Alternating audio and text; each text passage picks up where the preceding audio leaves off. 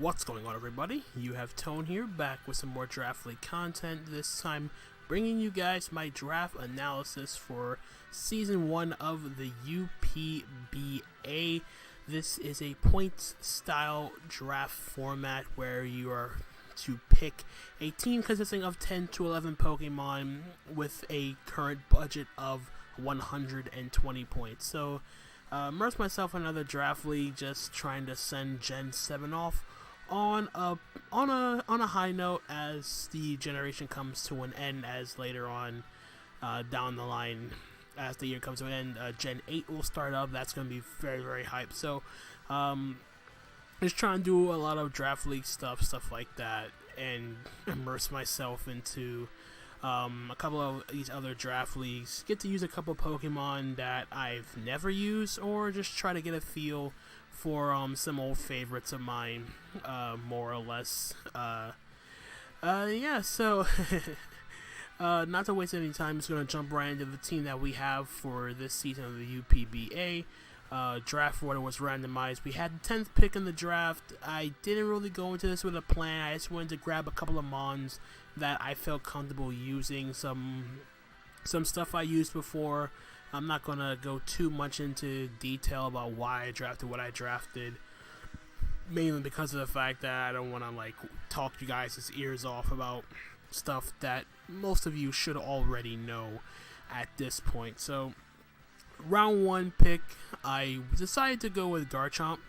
It's mainly because of the fact that Garchomp was extremely versatile: Stealth Rock, Sword Stance, Choice Scarf, bulky, offensive. It can do a lot of things for a team. Not really a round 1 pick, but at the same time, I did pick Garchomp over Mew, Kyurem Black, and Celesteela, but mainly because of the fact that I've used Celesteela and Mew plenty of times, and I don't really use Kyurem Black all that well, to be perfectly honest, in my opinion. So, yeah, I could have went Mew mainly because it does everything, but Garchomp at the same time can equally function just as well. Also gives me a Dragon and Ground type. Can't go wrong with that.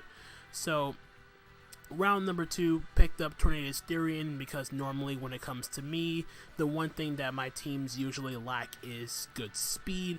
I wanted to pick something up that mitigates that issue right off the bat. So round 2, Tornadus Therian, giving me a strong flying type, gives me another pivot, gives me a pivot, gives me Defog, U-turn, Hurricane if I'm able to hit it. Just a bunch of utility at its disposal.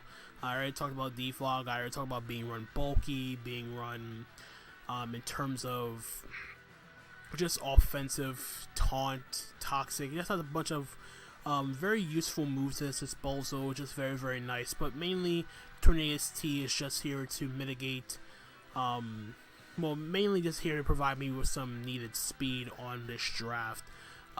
Just to pick up the speedy options as quickly as I can, because I usually let those things pass me by in the first couple of rounds. I end up paying for it later on in the draft, so I didn't want to pass up the opportunity to get up a fast mod, and Tornadus T did fit that bill.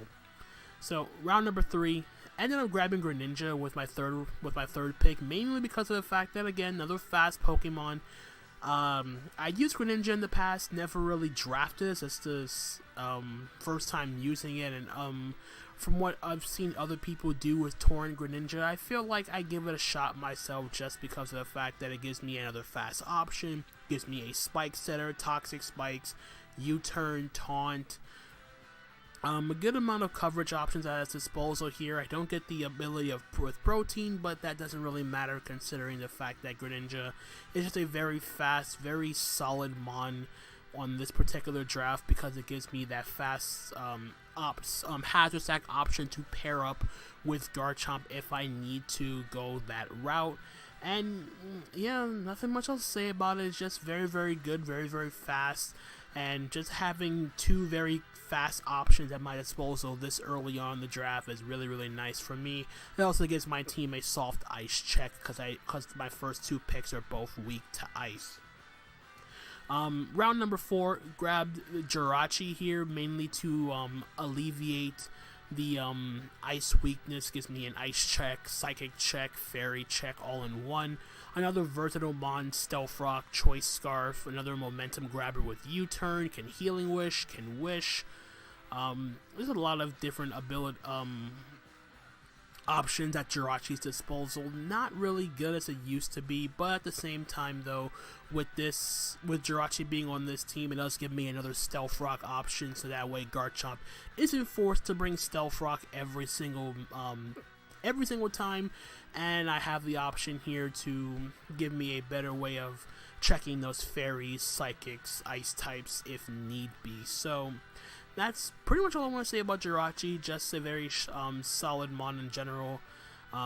Hopefully I can have a better chance of using it as opposed to the last time I had this back in the PTL. But anyway, moving on to my round 5 pick, grabbed Mega Kangaskhan. I don't have the option of Seismitoss, else it would have been grabbed already, but I just wanted a strong wall breaker on this draft, and I felt as though Mega Kangaskhan was the closest I can get to getting a wall breaker at this point in the draft. I was actually going to try to preserve getting my Mega towards the end, mainly because of the fact that Mega Kangaskhan actually wasn't even the primary Mega I was looking to get with this draft, more so because of the fact that I didn't even know what I wanted to pick with this particular team. There were some options as the rest of my team was being filled out, but I felt like I did lack a breaker on this draft. While I do have Swords Dance Garchomp of the in that essence, it's not a situation where I'm going to be bringing Swords Dance Garchomp every single week, and I just want to have that hard-hitting attacker, and Mega Kangaskhan was the closest I could get to fulfilling that role as a wall breaker. So that's pretty much all I want to say about Mega Kangaskhan. Just nice, strong, and powerful.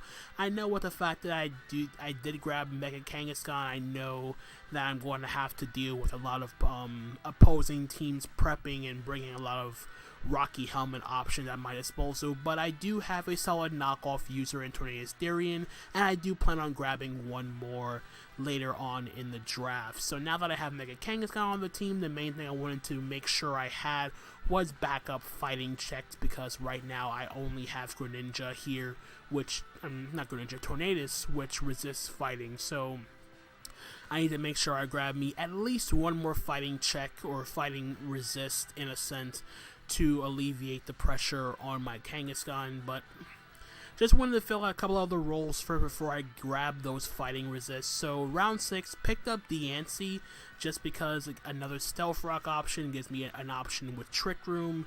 Can be run with the Trick Room option, can be run defensively to be a check to dragons. And it's just a very nice utility mon in general, very low budget, very nice overall. I've used Diancie before in the past, and it's always put in work whenever I had the opportunity to bring it. The weakness to steel is mitigated by the Jirachi. The ground weakness is covered by Tornadus for the time being, but I need to make sure I grab some sort of ground check later on in the draft, which I do end up doing just to make this team as balanced as I possibly can. And plus it also provides Heal Bell support for my Mega Kangaskhan if it does happen to get status in any way, shape, or form. So round number 7, picked up Slowbro. Like I mentioned, I wanted to grab an extra fighting check to alleviate the pressure that Kangaskhan has to face from facing off against strong fighting type Pokemon that can force out my Mega Kangaskhan, and Slowbro did fit the bill very, very well.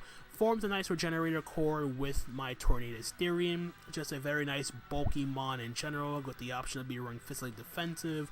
Can do Assault Vest, another Trick Room option to go along with Diancie, and it really gives my team the slow option, as all my first 5 mons were base 100 speed and faster. So I really wanted to make sure I grabbed some bulk in the latter end of this draft. Slowbro was the first part of that defensive core I was looking to grab in the latter end of the draft, and making sure I just had those nice solid pivots to go into in the back, which really helps out my offensive mons very, very well, having that solid pivot in the back to rely on when things get a little bit out of hand in the matchup. So that's my Slowbro. Nothing much else to say in that regard. It's a very solid mon in general. Some people don't like it, but in terms of being a bulky water type, it does do a very, very solid job in that regard. So with my round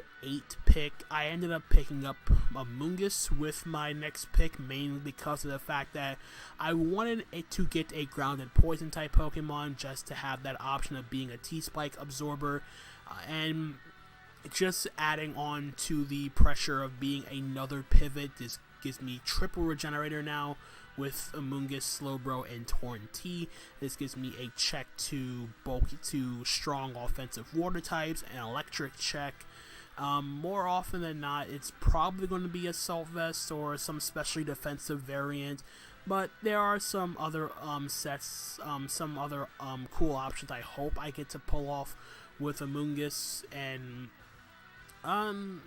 yeah, nothing much else to say in that regard. It's just a very nice pivot, very good defensive typing in Grass Poison, just to have that ability to check those bulky waters, to have a better switch in to things like that, on top of having access to Regenerator, Spore, just to put something to sleep, and it's just very nice mon in general, and just really solidifies my bulky defensive core that I've worked towards getting with this draft. So I decided to get 2 more picks with my remaining budget of 13 points. The first Pokemon I grabbed round 9 is Rotom, just because I wanted to have some extra momentum, and Rotom did fit the bill, mainly because of the fact that I wanted to have something that fit the speed tier between my Mega Kangaskhan and my Jirachi, and then I didn't have anything between Diancie and Mega Kangaskhan, so I wanted to make sure I started filling out that specific speed tier. So grabbing something of Rotom's caliber, base 91 speed, gives me an electric and ghost type, so I have a fighting immunity to go along with my Slowbro and Amoonguss, and my Tornadus being fighting resist. Also gives my team another defogger, gives me momentum with Volt Switch, can run Choice Specs, Choice Scarf, bulky with Wisp. The list goes on in terms of the amount of options that Rotom can provide for my team. And with the last pick for my team, round number 10, I decided to grab another knockoff user, as I mentioned, and the only Pokemon that really I was looking at getting was Passimian, mainly because it gives me a strong fighting type option. It does get access to Defiant, and I pretty much would call this probably one of the biggest steals of the draft, because I got it for 6 points, which is the amount of points I had left over. It gives me another knockoff option. It gives me some a strong default deterrent, an intimidate deterrent, as it gets a attack raise because of Defiant, and also gives my team another momentum grabber with U-turn, close combat, knockoff. It gets some solid coverage options between Rock Slide, Iron Head. I think it gets Stone Edge or Rocks. I know it gets Rock Slide. I don't think it gets Stone Edge, but regardless, it does get some nice options in terms of other physical attacks. But more often than not, it's just going to be a very strong, potent wall breaker between being run Choice Scarf or Choice Banded. So yeah, it's this draft recap was a little bit condensed, but I felt like more or less this team is very much accustomed. It pretty much speaks for itself. This team is just grabbing a crap ton of momentum with all the momentum users I have in my team. I think I have like 6 of my 10 Mons being able to grab momentum with U-turn or Volt Switch. Let me just quickly count them down. 1, 2, 3, 4, 5. 5 of my Pokemon getting access to U-turn or Volt Switch in some way, shape, or form. So yeah, really fun team. Really hoping to get a good feel for this draft. So hope you guys do enjoy the draft analysis. I know it's a little bit condensed, but like I said before, I don't really feel like I should be waxing poetic and reiterating a Pokemon's role unless it's absolutely necessary to explain on my particular draft. I do like the makeup of this team. Can't really complain about it as a whole. So yeah, I'm just going to try to have some fun with this heading into the summer with this draft. So yeah, hope you guys did enjoy. Thank you guys so much for watching, and until the next time, this is Tone signing out for now. Peace out.